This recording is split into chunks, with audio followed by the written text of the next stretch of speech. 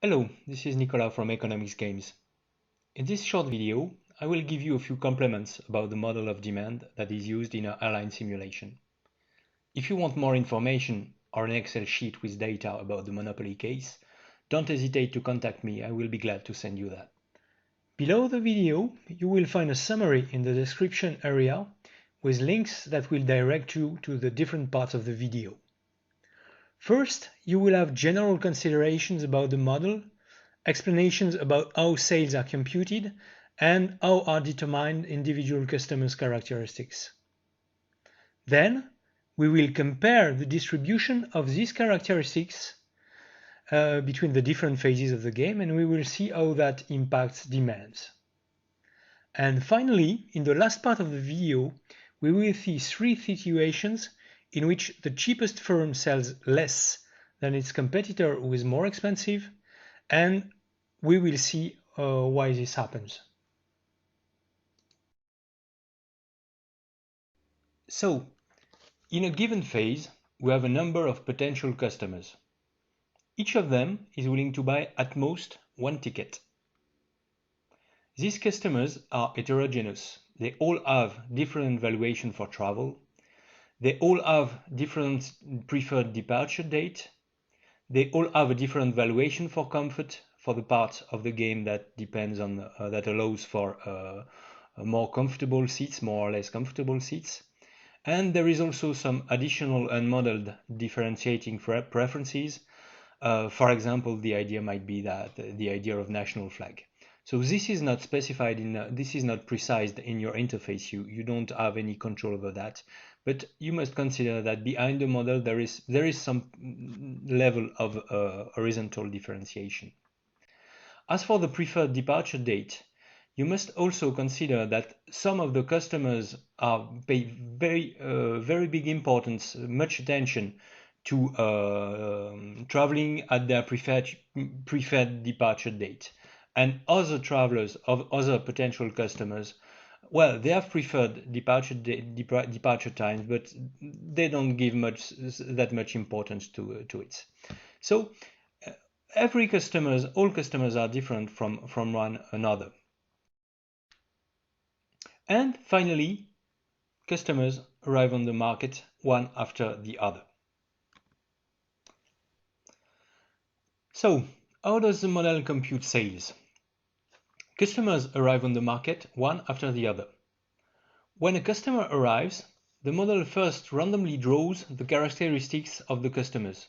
We've already presented these are valuations for travel, convenience, etc. Then the model computes, depending on these characteristics, how much the customer values the different travels, different options that are different flights that are offered by airlines that still have empty seats at that time. Remember that at a given time, some flights may not have any seats left. Then the customer determines if he wants to fly with any of the airlines. He can also decide not to fly with anyone. And then sales are realized, if needed, just before the next arrival. So this is quite important because customers who arrive at the end of the phase may very well not be in the same situation as those who arrive early in the phase. For example, because when they arrive, some of the airlines can be out of stock, or some of the airlines may have switched to a different second phase if that feature is available in the game. So, as an illustration, let's consider this situation. What happens here, for example, is that the green airline starts by selling at a very slow pace and then sells much faster in the second part of the phase. And for the red airline starts by selling very fast, and then it seems that red airline doesn't sell anymore. So this is typically what can happen if the red airline is much cheaper than the green airline, but has limited number of sales. In the first part of the phase, the red airline, while the red airline still has something to sell, the red airline sells much faster than the green one, and then at one point the red airline gets out of stock, and the green airline stays in a monopoly on the market and then sells much faster than before. You can sometimes get very important information about the dynamics of the sales inside the phase thanks to this line, sales at halftime. Sales at halftime indicate the number of sales that were made exactly when half of the potential customers had passed. So here, for example, you can see that when only half of the potential customers had passed, the first airline had sold only 51 seats, and the second one had sold 143. 143 is exactly the maximum the second airline can sell. So this is perfectly fine, perfectly normal. You can see that the second airline is much cheaper than the first airline. So as long as the second airline still has seats to sell, it sells much faster. On the second part of the phase, the second airline doesn't have any seats left to sell. So the first airline is now in a monopoly. And you can see that eventually, at the end of the phase, the first airline sells more and sells faster in the second part of the phase. It sells 185, which is more than 2 times what it had sold at half of the phase. It finds itself alone and then sells much faster than when it had a competitor. But still, this is important because the reason why Alpha Airline sells that much at that price is not because of its price. It's because it stays alone in the second part of the phase. So this line, when it's present, it's very important. Sometimes you will not find this phase in the results table, and it will only be present when it's useful. When it's not useful, you can just consider that sales at halftime were half of sales that were made at the end of the round. This is only precise when it's not obvious, when it's not just half.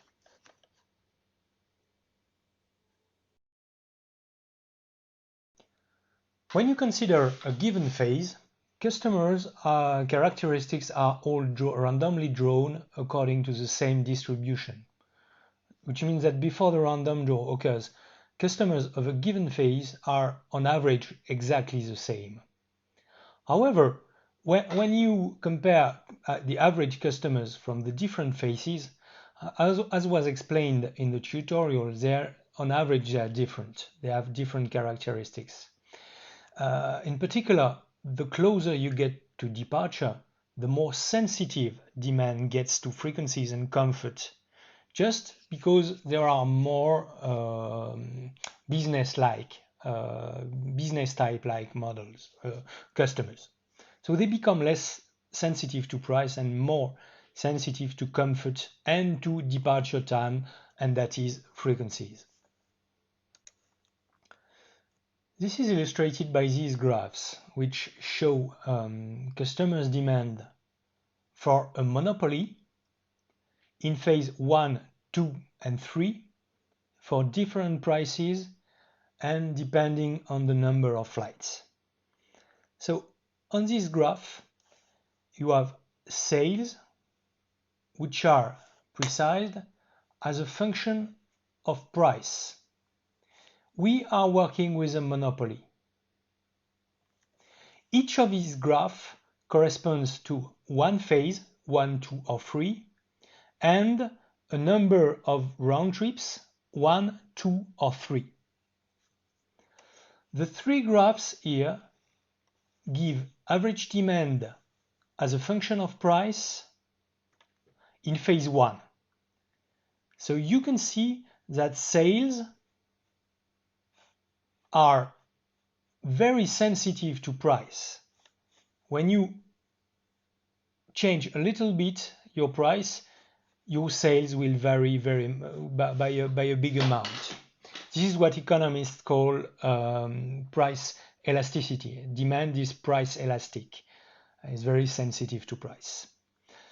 The second group here of demand graphs is for phase 2. In phase 2, demand is less sensitive to price. It's still sensitive to price, but less. And the last group of graphs here corresponds to phase 3, and demand gets less and less sensitive to price. You can see that here, when you set a given price difference, the impact on the sales will be less important than in phase 1. You can see on this graph that demand is quite sensitive to frequencies in phase 3, but not really in phase 1. This was already mentioned. Demand is very sensitive to price and not really on frequencies and comfort in phase 1, but the inverse is true in phase 3. In phase 3, demand gets very sensitive to frequencies and comfort and not really on price. Also, you can notice that the impact of going from one round trip to 2 round trips seems to be much more important than going from 2 round trip to 3 round trips. And if we continued with 4 round trips, 5, etc., etc., the same would be true. You have decreasing returns. Frequencies exhibit decreasing returns. To explain why this happens, let's consider that potential customers' preferred departure times are evenly spread all over the day. When you offer only one flight over the day, your flights are really not convenient for some of the potential customers, those who would like to leave exactly at the opposite of the day. There is a half-day difference between their preferred departure time and the best departure time you offer. In this case, there is only one. However, if you start offering a second flight, if you have a second flight leaving just at that moment, the gain for some of the customers will be big, because in spite for those who are exactly prefer to leave at that time, instead of waiting for a half day, they will have a flight leaving exactly when they want. And then if you offer a second flight just located here, leaving at that moment, you switch from a situation in which max difference between preferred departure and real departure was a half day, to a situation in which the difference between preferred departure and real departure is maximum 1/4 of a day. So this gain here is big. Now, if you have offered 4 flights, the maximum difference between the preferred departure of a potential customer and the real departure is 1/8 of a day. So, as you increase the number of flights, your flights are get more and more convenient, but the extra gain in terms of convenience that you're getting by adding another flight is getting smaller and smaller, which means that eventually the impact on your sales gets less important each time you offer a new flight. When you switch from 1 to 2, it's important. When you go from 2 flights to 3 flights, it's less important. From 3 to 4, it's even less important, etc. And at one point, the impact, you can't even see it anymore. It exists, but it's so small that you can't see it.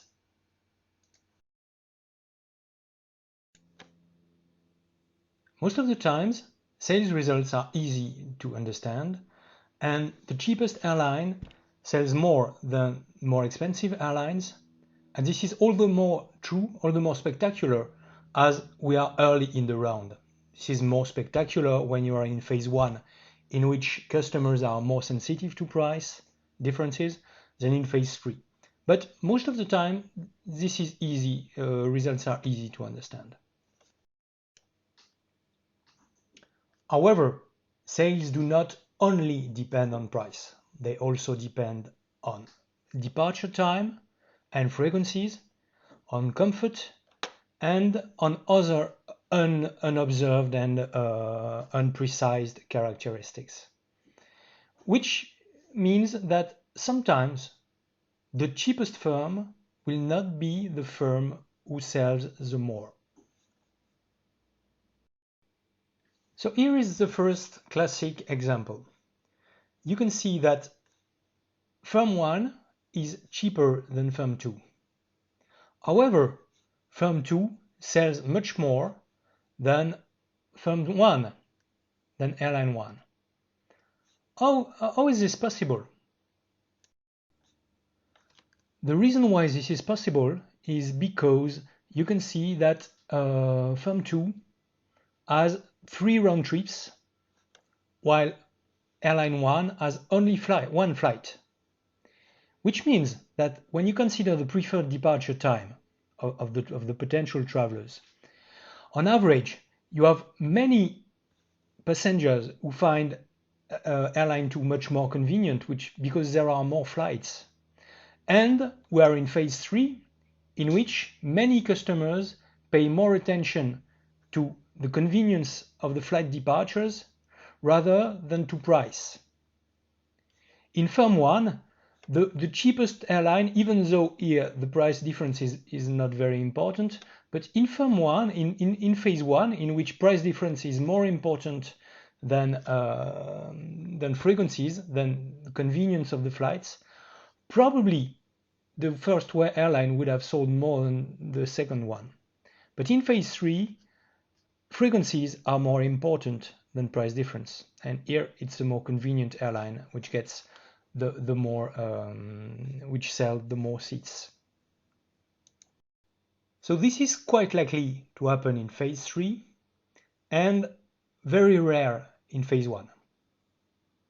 Phase 2 is intermediary, and you can have both cases depending on the importance of the difference. Also, remember that going from one flight to 2 flights makes a huge difference, a much bigger difference than comparing from 3 to 4. If you have both airlines, if one airline has 3 round trips and the other one has 4, the difference is not so important. But if one airline has only 1 flight and the other one has 2 flights, then in terms of convenience, the second airline is much more convenient than the first one.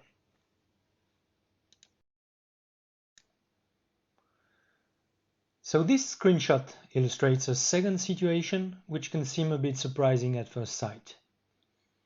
If you take a look at the prices, you can see that airline 1 is much cheaper than airline 2. You can also see that they both have selected the same aircraft and the same number of flights. And in spite of this, the cheaper airlines sells less than the more expensive one.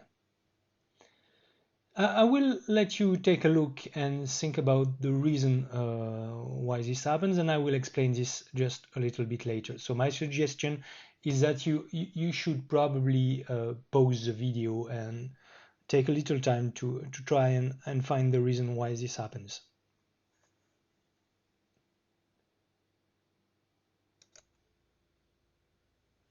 So this can only happen in the game when you have the quotas. That is, for example, for the tutorial, only after year 3. What happens here is that the cheap firm, the cheap airline, has a very low price, but only for a very limited number of seats. You can see that these airlines say that it will keep a price of 48 only until it has sold 250 seats, and then requests a change to a second price, which is much higher, which is 125. Eventually, at the end of the phase, it has sold 200, all of the cheap seats, and some of the more expensive seats. So this is typically what happens here is typically illustrated by that kind of graph depicting the sales as they progress, as the number of arriving customer increases. Typically, the cheap airline sells much faster than its competitor in the first part of the phase when it is cheap. But then, quite fast, it arrives. It has sold all the cheap seats and then changes its price to the second higher price. And in the second phase, in the second part of the phase, it becomes more expensive than its competitor and then starts selling much slower, and the competitor is now the cheapest one and sells at a much faster pace. To understand what happens, we can take a look at the sales at half time. You can see that at half times, which means when half of the potential customers had passed, this airline had sold all of its cheap seats, plus free seats. And at that time, Airline did not sell much. It had sold only 154 seats, which means that after half of the potential passengers had passed, Airline 1 had sold much more than Airline and its competitor. The reason why eventually Airline sells more at the end of the phase than Alpha Airlines is because Alpha Airlines, for all the second part of the phase, it has selected a very high price. Its price has changed to 125, and it only sells 15 of these seats. It only sells 15 seats at 125, which means that basically for all the second part of the phase, it's nearly as if Airline was alone on the market. It's not alone, but it has a competitor which has a very high price at that moment. So Airline 1 is cheap, but only for a very small amount of seats. And Airline is admittedly more expensive, but a bit more expensive than the first price, but for all of its seats. So eventually, Airline sells more than Alpha Airlines. This is absolutely understandable and perfectly normal.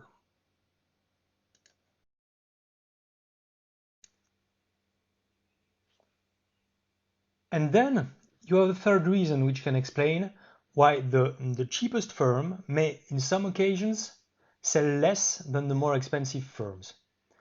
This can very rarely happen even if the flights are exactly the same and even if there are no quotas. This is just due to the model, which is random. There is one random choice for each of the potential customers. And the number of potential customers is not important enough to never observe strange things. It's perfectly normal to observe sometimes strange things due to the just due to the randomness of the choice and to the number of random draws, which is not high enough. Just when you observe this, just observe that usually it happens with only for small price differences. When you get big price differences, it nearly never happens. You nearly always have the cheapest firm selling more when the price differences is high enough.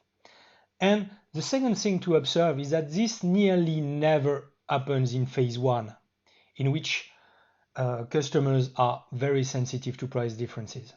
When you observe that kind of strange things, it nearly always happens for small price differences and in phase 3, which is in a moment in which for most customers price differences are not that important, and sometimes it's in phase 2, but nearly never in phase 1.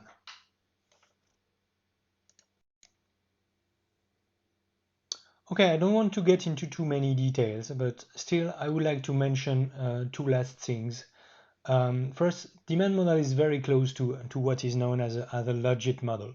So I will not tell you more about that, but yeah, you can take a look to what a logit model is if you have never heard about that. Uh, Also, the logit model is adapted to take into account to integrate departure time, flight's departure time into the model. Which is not explicitly, you can't see in the interface what is the departure time of your flights, but this is directly integrated and taken into account by the model through something like a circular city type model. Finally, if you are an instructor and if you would like to have more information about demand, and for example get an Excel file with data, with Monopoly data, for example, just don't hesitate to contact me, and I will be glad to send you this.